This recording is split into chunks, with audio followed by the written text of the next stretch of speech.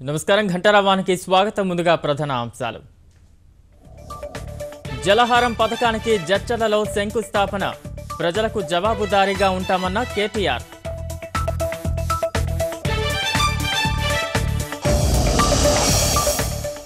ఘనంగా రైతాంగ సాయుధ పోరాట వార్షికోత్సవం, కేంద్రం భూ ఆక్రమణలకు పాల్పడుతోందని సురవరం విమర్శ.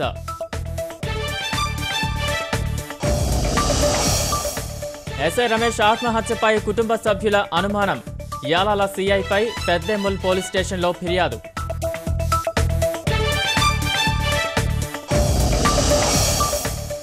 మావోయిస్టుల మృతదేహాలు కుటుంబ సభ్యులకు అప్పగింత, విరసం నేతల ఆందోళన, స్వల్ప ఉద్రిక్తత.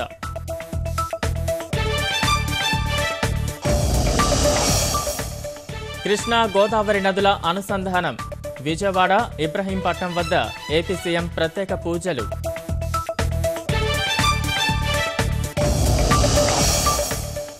నేత్రపర్వంగా ధ్వజారోహణ కార్యక్రమం, సాయంత్రం పెదశేష వాహనంపై స్వామివారి ఊరేగింపు.